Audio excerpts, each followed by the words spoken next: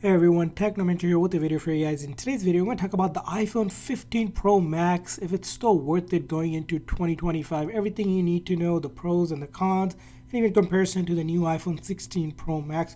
We're going to discuss about this, so whether you're thinking about buying, upgrading to it, or currently using it, everything you need to know about this phone, we're going to discuss. So let's get started. Now, the iPhone 15 Pro Max was released just a little over a year ago. Now, of course, the 16 Pro Max is also available for you to get. However, Apple no longer sells the 15 Pro Max on their website. They sell the regular 15. So if you're looking for this device, most likely you're going to be getting it pre-owned or on Amazon for couple of $100 cheaper than originally released, which I'll leave a link in the description section.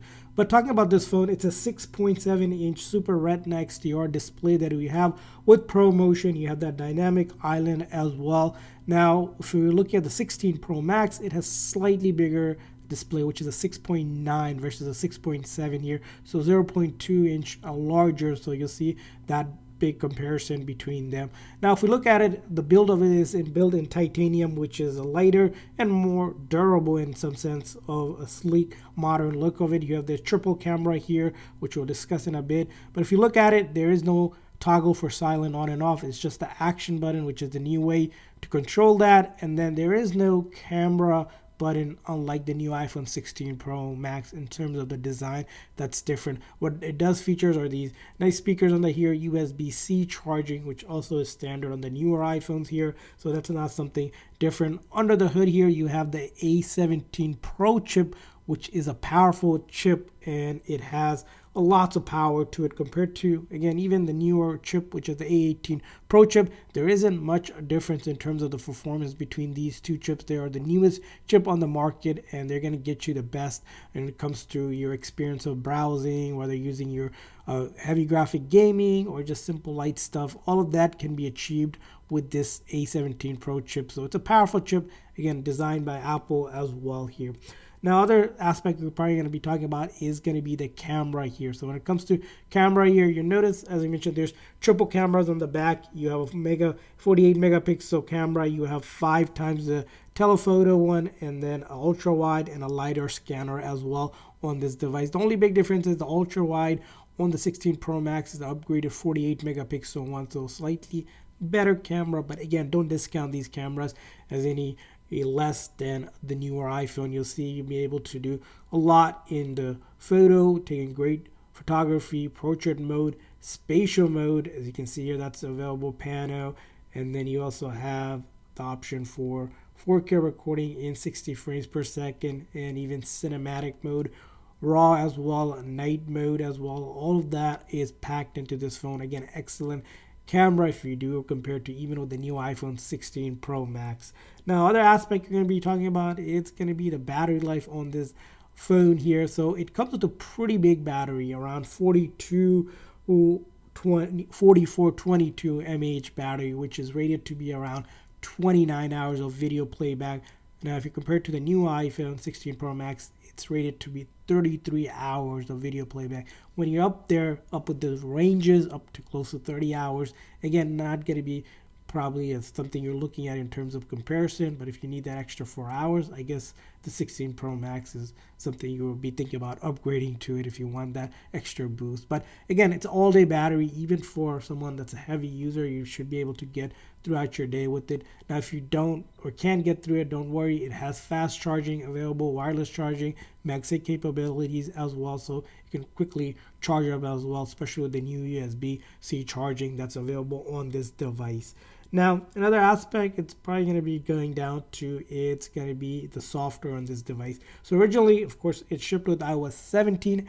Now you're getting iOS 18. Now you can upgrade to it. You can take advantage of all the features that are included with this customization, which we reviewed in the previous videos as well. So all of those features are available. But the biggest thing is going to be Apple Intelligence, which we see in older phones that are not compatible. The 15 Pro Max, along with the 15 Pro and the new iPhone 16 lineup, has Apple Intelligence to it, which, again, if you didn't know, Apple Intelligence is sort of what's pushing people to move to or upgrading to the newer phone, which brings in all of those features like Gemoji, Playground, Image Playground for image generation, Image Wand, again, all of those features, and then also extending this support for a Chat GPT extension, which you can now plug in, play right into your phone, so you can actually take advantage of that Apple Intelligent capabilities. All of that available on this device that you have. So software wise, again, you're getting all of the features that you would get on a newer iPhone, except for the minor ones. Which I mean by minor is if you see on the 15 Pro Max, we said there is no camera control, which means there's no Apple Intelligent visual intelligence available, which allows you to just point the camera and then be able to translate things on the fly. That's going to be one feature that's not available on it. Other thing that's not available is a layered voice memo, which is a fairly new functionality even for the new iPhone. So you can see here, if you do voice recording, you won't be able to do layered voice recording like you would with the other device. But again, that shouldn't stop you from being able to take advantage of all the features that iOS 18 has on this device. Which kind of brings us to our next point, is going to be the price point. Is probably something else you're looking at. This phone, of course, Apple doesn't sell it, like I mentioned. It's around $800 or so if you're looking at Amazon right now, if you're looking to buy it. So you save a couple $100 if you're just comparing this one to the 16 Pro Max. But if you're currently using it, going into 2025, absolutely going to be worth it because you're taking advantage of all the features of it. Now, the only reason if you're comparing between the 15 Pro Max or the 16 Pro Max, it comes down to probably those couple $100 savings, and if you want those minor updates to it, and the fact that if you wanted to get a brand new phone, you couldn't get it directly from Apple any longer. So the 16 Pro Max would make a better sense if you're directly buying a newer phone, because it's already a newer device that you would get from Apple. Again, our opinion on this phone, again, excellent device, will be great for the next few years by no doubt. Delivers the power that you need for you to doing the basic everyday tasks to more of the advanced stuff, everything you need to know. That's why we want to hear from you guys. What's your thought? If you have used this phone, upgraded from it, currently using it, do leave it in the comment section. Would appreciate hitting the like and subscribe button and the bell notification for tech breakdown reviews just like this one. We'll see you guys in the next one.